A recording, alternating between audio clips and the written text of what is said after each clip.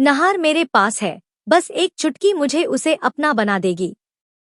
मैंने जो चाकू काली राख में डुबोया है, उससे कटे फल को जो भी खाएगा वह मेरी मर्जी का गुलाम बन जाएगा।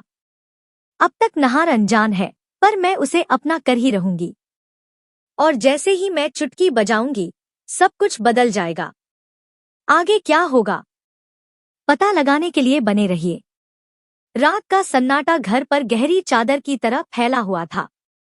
चांद की पतली किरणें खिड़की के शीशे पर उंगलियों की तरह टिक रही थी। मैं चुपके से खड़ी थी। हाथ में वह चाकू था जिसे मैंने काली राख में डुबोया था। चमक फीकी, पर उसकी ताकत भयानक थी। है नाहर, तुम मेरा प्यार हो, मैंने अपने आप से कहा।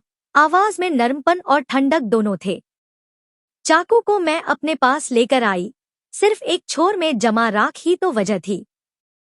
मैंने सोच रखा था, जो भी इस चाकू से कटे फल को खाएगा वह मेरे इशारे का पालन करेगा। मैंने पहले ही कई बार प्रयोग कर लिया था। छोटे संकेतों से असर दिख चुका था। नॉर्मल होने के लिए दूसरी चुटकी कभी भी दे सकती थी। नाहर पीछे आगे चलता हुआ आंगन में खड़ा था, अनजान, खुले आसमान के नीचे परेशान सा दिख रहा था। उसी वक्त घर की दीवार के भीतर से वह आईना सा प्रतिबिंब दिखा, मेरी हूबहू शक्ल वाली वह चुड़ैल। उसके हाथ में वही काली राख से सना चाकू था और उसकी आंखों में एक ठंडी आग जल रही थी। वह मुस्कुराई, मुस्कान नहीं, किसी रीति की घोषणा थी। मैं दौड़ी, नाहर को रोकने की कोशिश की, पर वह अचानक ऊंची जगह पर छलांग लगाकर खड़ा हो गया। हवा थम गई, जैसे सब कुछ उसकी सांसों का इंतजार कर रहा हो। चुड़ैल ने चाकू उठाया, फल को काटा और उसे निहारते हुए नाहर की ओर बढ़ी। समय एक झटके में धीमा हो गया। मेरी दिल की धड़कन तेज थी। लाल काली राख की दुनिया मेरे हाथों में थी।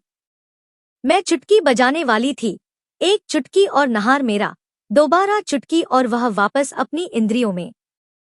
पर क्या मैं सही फैसला कर पाऊंगी?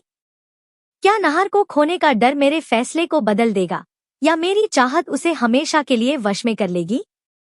आगे क्या होगा अगले भाग में जानिए। और अगर आप चाहें तो मैं अगला सीन अभी लिखकर दूंगी।